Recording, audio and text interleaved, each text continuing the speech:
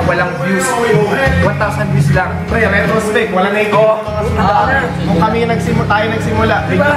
Parang sobrang nakilaganto pa talaga yung tao. Kung ano yung... Kasi kasalanan din siguro. Kasi yung mga artist din, naging sell out. Kasi talagang problema pag naging sell out. Gusto ka ng pera. Wala nag-stand. Wala nag-stand na sinabi na hindi kami magpapakantot sa mga ito yung masaklap. Yung crowd, hindi na alam kung ano yung content, kung bakit yung ginagawa ng artist. Kasi yun lang yung ano nila, yung nakikita nila, uy, sikat ang indie. Pero totoo, kaya hindi sila kasi ayaw nga nilang ano, diba? Parang, I hate indie. Diba? May yung ano genre ng shoot? Tanga, hindi genre yan. Ang genre ng shoot, soul. Oh, soul. Gago yung indie, ano siya? Hindi jazz. Ay, soul jazz. Ang indie, classification ng artist kapag wala siyang label. Hindi, ang ginagawa nila, porket struggling ka, sabihin mo lang na indie, may magsusupport sa'yo. Wala ka naman marinig na ano, uy, struggling writer ako, so indie writer ako. Ay, hindi writer. Ulan! Mga ulul! Struggling sculptor ako, so ano ako, indie sculptor. Ulul! Struggling architect ako, indie architect ako. Hindi, wow! Struggling ka, indie ka na. Hindi, wow! Mga ulul. Siguro ako nang gagamitin mong label para sumikat kasi may platform ka, may nagsusupport. Kasi nga daw, indie, nagko-connect sa art scene. Tapos nagko-connect sa pagiging elite. Gago. Art scene is a gago kung jejemon ka. Kung jejemon ka, tapos nagpaka-indie ka, jejemon ka pa rin. Talaga yun. Siguro kasalanan din ng sudunan, isisi sa ano. Kasi dapat... Walang kasalanan yung mga artist. Hindi rin natin sila Naniniwala ko walang kasalanan yung mga artist about everything. Audience talaga. Alam mo yung System ng Philippines. Kasi sa kapag, kunyari, sumikat ka, kapag nyarihan mo na influensya yung mga naniniwala sa'yo, di ba? Kunyari, indie. Sabihin ko na hindi kami Backward ka ba, di ba? Di ba?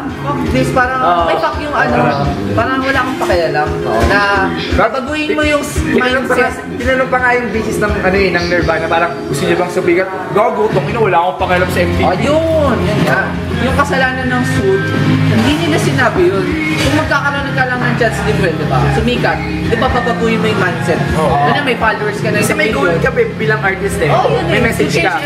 Tangina, anong ginawa ng nila Kurt Cobain? Nagkaroon nila. Binago nila. Pinakita nila na ano, na tawag dun, yung, alam ba sa'yo may angst? Nakamayin. Diba? May angst. Dapat, kunyari, kung ako si Sud, magkakaroon na ng chance na magkaroon ng maraming followers. Siguro, i-influensyan ko sila. Yun naman talaga ang music, diba? To influence, i-motivate to help, diba? Yung ng kanta nyo.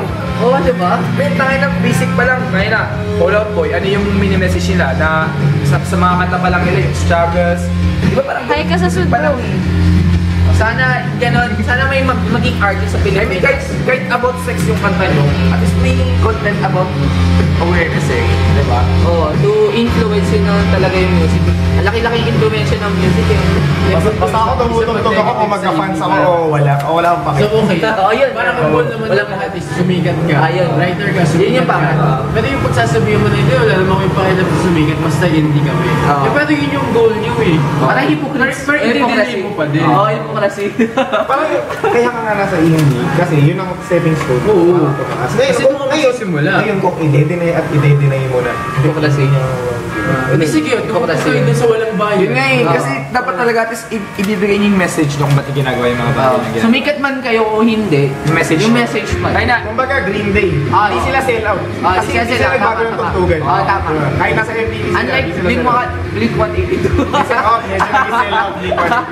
pero, wait lang. Pinaka-sell out Fall Out Boy. Pero at least nadala ng Blink-182 yung pagiging kupal nila. I mean, tayo na kami kasi, di ba? Oh, First sila pero from underground to mainstream, ganun kupal sila. Pero feeling ko di naging sellout. Di naging sellout of Calvin. Hindi talaga.